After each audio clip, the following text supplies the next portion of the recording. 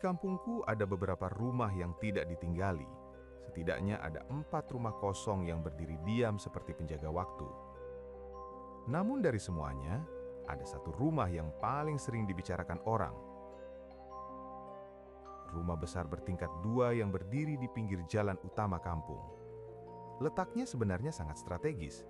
Siang malam kendaraan lalu lalang tanpa henti. Truk, motor, mobil, bahkan bus kecil sering melintas. Siapapun yang melihatnya pasti berpikir rumah itu cocok sekali untuk tempat usaha. Rumah itu memang dibangun untuk usaha. Tempatnya tidak jauh dari rumahku, jadi aku cukup sering memperhatikan keadaan di sana.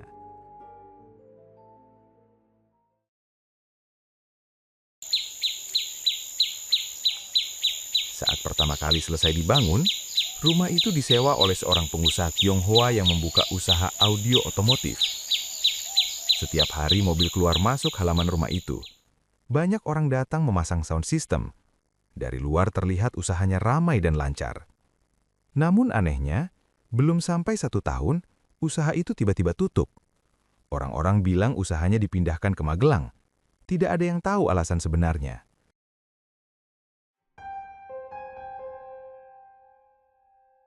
Setelah itu, rumah tersebut disewa lagi oleh pengusaha lain yang membuka usaha cat mobil. Bengkel kecil pun mulai beroperasi. Bau cat sering tercium hingga ke jalan. Tapi nasibnya sama saja. Belum habis masa kontrak, usaha itu juga pindah ke tempat lain.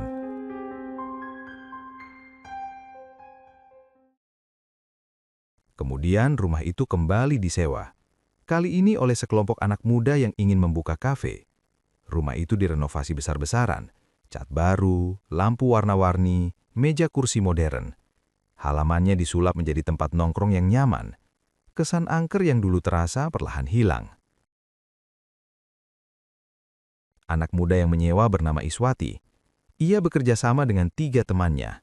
Dari mobil yang mereka pakai dan uang yang mereka keluarkan, sepertinya mereka berasal dari keluarga berada. Renovasi bangunan dan perlengkapan kafe konon menghabiskan ratusan juta rupiah.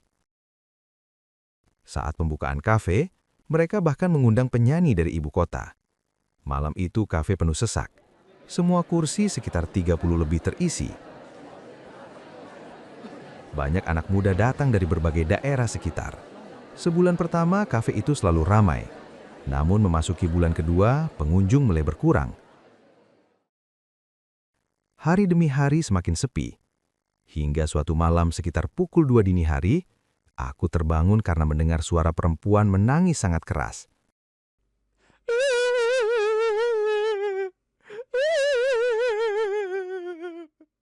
Tangisnya berubah menjadi jeritan seperti orang ketakutan.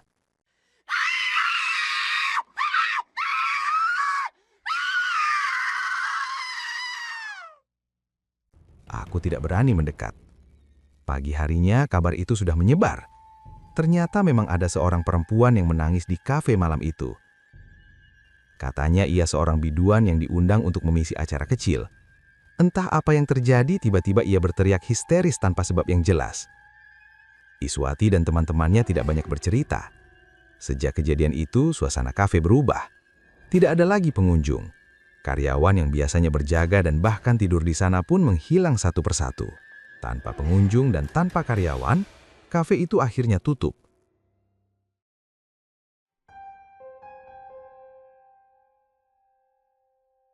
Waktu berlalu, orang-orang mulai melupakan kejadian kafe tersebut. Rumah itu kembali kosong. Namun anehnya, sejak kafe tutup, banyak orang merasa takut ketika melewati rumah itu pada malam hari. Beberapa orang bahkan mengaku melihat makhluk aneh di dalamnya. Rumah itu kini terlihat semakin angker. Tahun demi tahun berlalu, pemilik rumah hampir tidak pernah terlihat datang. Halaman depannya tertumbuhi ilalang tinggi. Untungnya ibu-ibu dasawis di kampungku kadang membersihkan halaman itu, agar lingkungan tetap terlihat rapi. Rumput liar dipotong dan sampah dibersihkan. Dari luar rumah itu terlihat bersih, namun tidak ada yang tahu bagaimana keadaan di dalamnya.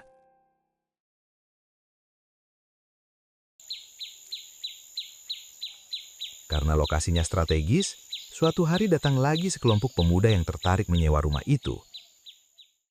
Menurut Mbak Marsi, penjual soto yang rumahnya tepat di sebelah, mereka berasal dari Ponorogo.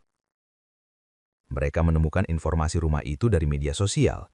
Saat makan di warung Mbak Marsi, mereka bercerita akan membuka toko pertanian di sana. Mbak Marsi hanya memberi saran sederhana. Coba kontrak sebulan dulu saja, katanya. Kalau tidak betah tidak rugi banyak. Mereka setuju. Tak lama kemudian, karung-karung pupuk, obat pertanian, dan bibit tanaman dipindahkan ke dalam rumah. Barang-barang itu masih bertumpuk karena belum sempat ditata. Mereka tidur seadanya, hanya menggelar karpet di lantai. Untuk makan, mereka selalu ke warung Mbak Marsi. Malam pertama mereka tidur di sana, sesuatu yang aneh sudah terjadi. Keesokan harinya mereka bercerita kepada Mbak Marsi bahwa tengah malam ada yang menggoyang-goyang tubuh mereka dan membangunkan mereka. Karena ada 5 orang yang tidur, mereka saling menuduh. Masing-masing mengira temannya sedang usil. Hampir saja mereka bertengkar. Untungnya tidak sampai adu fisik. Mendengar cerita itu, Mbak Marsi hanya tersenyum. Akhirnya ia berkata pelan bahwa rumah itu kadang ada penghuninya. Namun ia tidak bermaksud menakut-nakuti. Ia malah memberi semangat agar mereka tidak mudah takut.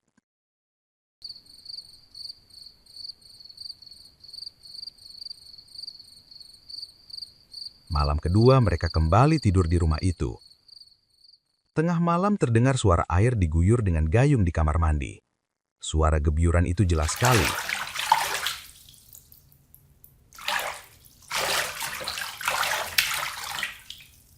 Saat mereka menghampiri kamar mandi, tidak ada siapa-siapa di sana. Bulu kuduk mereka langsung berdiri.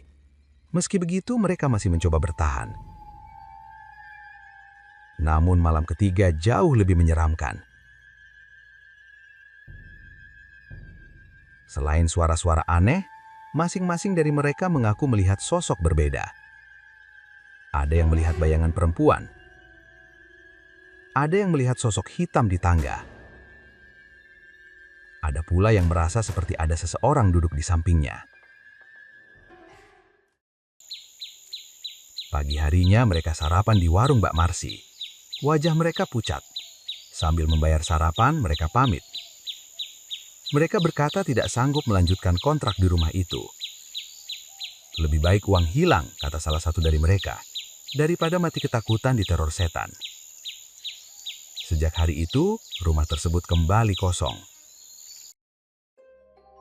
Sekarang bangunan besar itu berdiri sunyi di pinggir jalan yang selalu ramai.